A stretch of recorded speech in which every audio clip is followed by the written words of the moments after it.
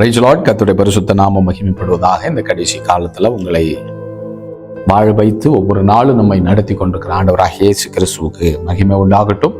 இந்த செய்தி மூலமாக கர்த்தர் உங்களோடும் நம்மோடு பேசுவாராக. பாருங்க, கர்த்தருடைய வார்த்தை இப்படியாய் சொல்லுகிறது. வெளிப்படுத்தின விசேஷம் 6வது அதிகாரம் 3வது வசனம் 4வது வசனம். அவர் 2ஆம் முத்திரையை உடைத்த போது 2ஆம் ஜீவனானது நீ வந்து பார் என்று சொல்ல கேட்டேன். அப்பொழுது சிவப்பான வேறொரு குதிரை புறப்பட்டது. அதன் மேல் ஏறி இருந்தவனுக்கு பூமியில் உள்ளவர்கள் ஒருவரை ஒருவர் கொலை செய்யத்தக்கதாக சமாதானத்தை பூமியிலிருந்து எடுத்துப்படும்படியான அதிகாரம் கொடுக்கப்பட்டது. ஒரு பெரிய பட்டயமும் அவனுக்கு கொடுக்கப்பட்டது என்று சொல்லி கர்த்தருடைய வார்த்தை சொல்லுது. ஒரு வார்த்தை ஜெபிக்கலாம். பரலோக பிதாவே, நீங்க கூட பேசுங்கப்பா. நீர் பேசுகிற தெய்வம், நீர் ஜீவனுள்ளவர் என்பதை நாங்கள் அறிந்திருக்கிறோம். கடைசி காலத்துல எங்களை உருவாக்குங்க. அன்றைய எங்க வாழ்க்கையில இந்த வார்த்தை கனி கொடுக்கிறதாய் மாறட்டும். இயேசு நாமத்தில் பிதாவே, ஆமேன், ஆமேன். அன்புக்குரிய கர்த்தருடைய பிள்ளைகளை, கேட்ட வசனம் கடைசி காலங்களில் உண்டாக போகிற மிக முக்கியமான ஒரு கொடிய காரியங்கள்ல மிக முக்கியமான ஒரு காரியம். குறிப்பாக இந்த வெளிப்படுத்தின விசேஷம் 6வது அதிகாரம் 1வது முத்திரை அந்தி கிறிஸ்துவுடைய வருகை. அதன் பிறகு இந்த பூமியில 7 வருடம் உண்டாக போகிற உபத்திரவ காலத்துல ஓப்பனாக போகிறதான முத்திரையை குறித்து சொல்லப்பட்டதான அதிகாரம் தான் இந்த 6வது அதிகாரம். சில ஊழியக்காரர்கள் இது இப்பவே ஆரம்பிக்கும் அப்படின்னு சொல்லி சிலர் பேசிக்கிட்டு இருக்கிறாங்க. ஆனால் வேத வசனத்தின்படி தெளிவாக 6வது அதிகாரம் முதல் முத்திரையில அந்தி கிறிஸ்து என்ன செய்யறான், வெள்ளை குதிரையில வெளிப்படுகிறத நம்ம பார்க்க முடியுது. அப்படி என்று சொன்னால் அந்தி கிறிஸ்துக்கு முன்னாடி ஆண்டவராக இயேசு கிறிஸ்து வருகை வரப்போகிறது.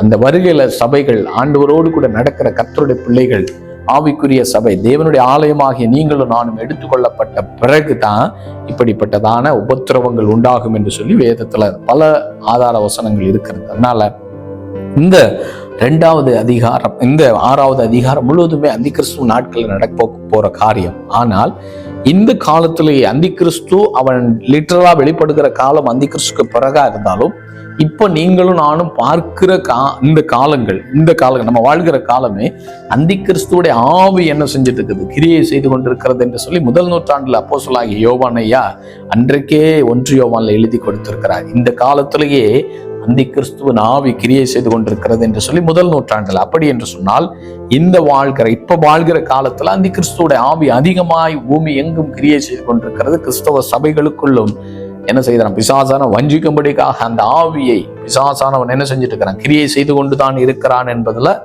நீங்களும் நானும் அறிந்து கொள்ள வேண்டும். அப்படி என்று சொன்னால் இந்த முத்திரைக்கு ஏற்ற விதத்துல ஒரு சாம்பிளாக இன்னைக்கு உலகம் எங்கும் நடந்து கொண்டிருக்கிறது. கொடிய காலங்கள் உலகத்துல வந்து கொண்டிருக்கிறது. ஒவ்வொரு நாளும் உலகத்துல நம்ம பார்த்து கொண்டிருக்கிறோம். நியூஸ்ல, டிவில, நியூஸ் சேனல்ல இப்படிப்பட்ட கொடிய காரியங்களை நம்ம ஒவ்வொரு நாளும் பார்த்து கொண்டிருக்கிறோம். பார்க்கும்போது ஒருவேளை உங்களுக்கு எனக்கே ஒரு பயமா இருக்கு. ஏன் இப்படி எல்லாம் நடைபெற்று கொண்டிருக்கிறது? ஏன் உலகம் இவ்வளவு கொடியதாய் மாறிக்கொண்டிருக்கிறது? ஏன் உலகம் சமாதானத்தை இழந்து போய் கொண்டிருக்கிறது என்று சொல்லி நீங்க நினைத்து பார்க்கும்போது நமக்குள்ளே ஒரு பயம் வருங்க. அதனால இந்த தீர்க்க தரிசனமான காரியங்களை நீங்கள் அறிய வேண்டும். தீர்க்க தரிசனத்தின் காரியங்களை நீங்கள் அறிய ஆண்டவராக இயேசு கிறிஸ்து மேல ஒரு பெரிய விசுவாசம் உங்களுக்கு பெருகும் என்பதுல சந்தேகம் இல்லை. அதனாலதான் ஆண்டவர் பேசுறாரு. என்ன நடக்குது? 3வது வசனம், அவர் 2ஆம் முத்திரையை உடைத்த போது 2ஆம் ஜீவனானது நீ வந்து பார் என்று சொல்ல கேட்ட. அப்ப 2வது முத்திரை அங்க உடைக்கப்படுகிறது. உடைக்கப்படும் போது என்ன சம்பவம் நடக்குது? அப்பொழுது சிவப்பான வேறொரு குதிரை என்பது அது வல்லமை மிக்கது. உலகத்துல இருக்கிற எல்லா வைல்டு அனிமல்லையும் பவர்ஃபுல்லானது குதிரை தான். சிங்கத்தை காட்டிலும் பவர்ஃபுல்லா என்ன செய்யப்படுவது, அதோடைய ஓட்டம், அது ஓடுகிற ஸ்பீடு பாத்தீங்கன்னா சிங்கத்தை காட்டிலும், அதாவது எல்லா வைல்டு அனிமலை காட்டிலும் அது பவர்ஃபுல்லானது என்று சொல்லி வேதமும் சொல்லுகிறது. அதனாலதான் ஆண்டவர் அந்த குதிரையை அந்த இடத்துல ஒப்புமையாய் கர்த்தர் பேசுகிறார். அப்படி என்று சொன்னால் கடைசி காலத்துல அப்படிப்பட்ட ஒரு பயங்கரமான கொடிய காரியங்கள் இந்த உலகத்துல வைக்கப்பட்டிருக்கிறது என்பதை கர்த்தர் அறிந்தவராக குதிரைக்கு ஒப்புமையாக அந்த இடத்துல முத்திரையை கர்த்தர் பேசி சொல்றாரு. அதுல சிவப்பு என்று சொல்லப்பட்டிருக்கு. முதலாவது வெள்ளை, 2வது சிகப்புன்னு சொன்னாலே நமக்கு நார்மலா தெரியும். சிகப்புன்னு சொன்னாலே நமக்கு இப்போ டேஞ்சர் என்று சொல்லுவாங்க. அதாவது சிகப்பு கலர் என்று சொல்வது பல காரியங்கள் இருக்கு. அதுல மிக முக்கியமானது டேஞ்சர் தான். டேஞ்சர் லைட்டு தான் சிகப்பா இருக்கும். ஒரு எமர்ஜென்சினா சிகப்பு லைட்டு தான் எரியும். ஏனென்று சொன்னால் சிகப்பு என்பது ஒரு பெரிய ஆபத்தை காண்பிக்கக்கூடியது.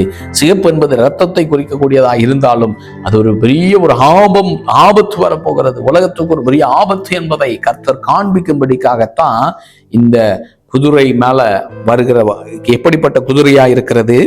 சிகப்பு குதிரையாக இங்கே சொல்லப்பட்டிருக்கு. சிகப்பு, அப்பொழுது சிகப்பான வேறொரு குதிரை. அப்ப அந்த சிகப்பு குதிரை என்று சொல்லும்போது அந்த குதிரையே ஒரு பெரிய ஒரு ஆபத்தை கொண்டு வரக்கூடியதாக இருக்கிறது. அப்படி என்று சொன்னால் கடைசி காலத்துல இப்படிப்பட்ட குதிரைகள் வரும்போது, இந்த குதிரை வரும்போது உலகமே ஒரு பெரிய டேஞ்சருக்குள்ள, ஒரு பெரிய ஆபத்துக்குள்ளதாய் உலகம் மாறப்போகிறது என்பதை கர்த்தர் சிம்பாலிக்காக ஆண்டவர் இந்த குதிரையின் கலரை வைத்து ஆண்டவர் பேசுறாரு. என்ன நடக்க போகுமாம்? அதன் மேல் ஏறி இருந்தவனுக்கு, அதன் மேல ஒரு தேவதூதன் உட்கார்ந்து இருக்கிறான், நியாய தீர்ப்பை பூமிக்கு கொண்டு வரும்படிக்காக. அதன் மேல் ஏறி இருந்தவனுக்கு பூமியில் உள்ளவர்களை ஒருவருக்கு ஒருவர் கொலை செய்யத்தக்கதாக. இங்க என்ன நடக்குமாம்? இந்த முத்திரை உடைக்கப்படும் போது, இந்த முத்திரையானது என்ன செய்யும் போது, கட்டவிழ்க்கப்படும் போது, முத்திரை ஓப்பன் ஆகும் போது என்ன சம்பவம் நடக்குமா? பூமியில் உள்ளவர்கள் ஒருவரை ஒருவர் கொலை செய்யத்தக்கதாக, கொலை செய்கிற ஒரு ஒரு ஸ்பிரிட் இந்த முத்திரை ஓப்பன் ஆகும்போது அதிகமாக பூமியில உண்டாகும் என்று சொல்லி கர்த்தருடைய வார்த்தை சொல்லுது. பாருங்க, இது கடைசி காலத்துல நடக்க போற சம்பவம்.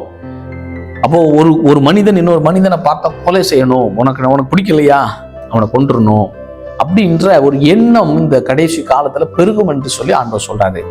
இது இனி அதாவது முத்திரை உடைக்கப்பட்டு அந்தி கிறிஸ்துவின் நாட்களில் பயங்கரமா இருக்கும், பீக்கில் போகும். ஆனா இப்பவே நம்முடைய கண்களுக்கு முன்னாடி என்ன நடந்துட்டு இருக்குது, இதோடைய சாம்பிளை நம்ம பார்த்து கொண்டிருக்கிறோம். பாருங்க, நேற்று தினத்துல நான் ஒரு யூடியூப்ல ஒரு செய்தியை பார்த்துட்டு இருக்கிறேன். தமிழ்நாட்டில் நடந்த சம்பவம்.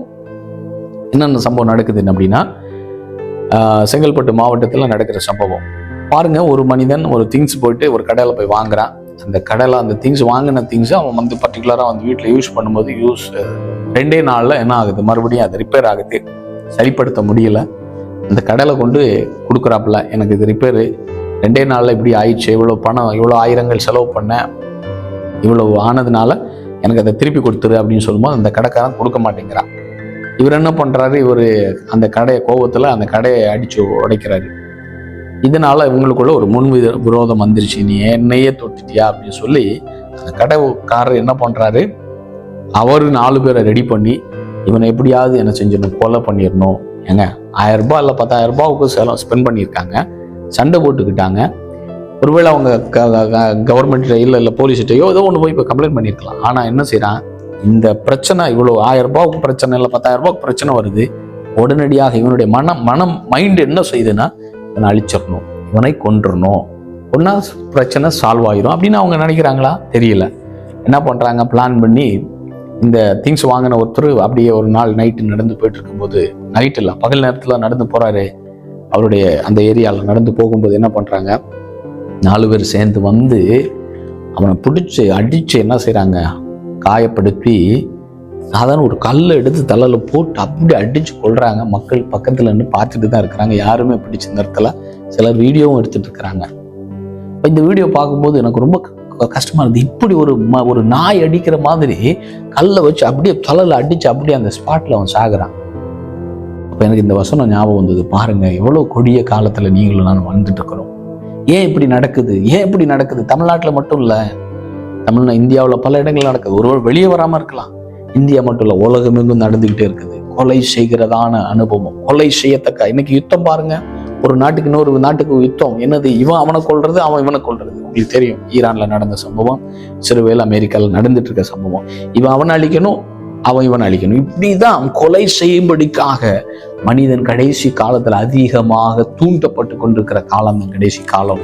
இந்த அந்தி கிறிஸ்து முத்திரை வெளிப்படுவதற்கு முன்னாடியே இவ்வளவு கொடுமையா இருந்தா, இவெல்லாம் வெளியே வந்தப்புறம் எவ்வளவு பூமி எவ்வளவு கேடுகட்டதாய் மாறப்போகும். ஜஸ்ட் யோசிச்சு பாருங்களேன். அப்படின்னா அன்புக்குரிய கர்த்தருடைய பிள்ளைகளை, உலகம் கேடுகட்டதாய், உலகம் கொடியதாய் மாறப்போகிறது. மனிதனுடைய இருதயமெல்லாம் கொடியதாய் மாறப்போகிறது. இவ்வளவு கேடுகட்ட உலகத்துலதான் நீங்களும் நான் வாழ்ந்துட்டு இருக்கிறோம். ஆனாலும் அந்த சூழ்நிலையிலையும் ஆண்டவராகிய இயேசு கிறிஸ்து உங்களுக்காக கொலையாக்கப்பட்டாருங்க. நம்முடைய ஆண்டவராகிய இயேசு கிறிஸ்து உங்களுக்காக கல்வாரி சிலுவையில அவரையும் கொலை தான் செய்தாங்க. யாருக்காக கொலை செய்தாங்க? உங்க பாவத்துக்காக, என் பாவத்துக்காக. அவரை தன்னை கூட அவர் ஜீவ பலியாக என்ன செய்தார்? கல்வாரி சிலுவையில தன்னை ஒப்பு கொடுத்தாருங்க.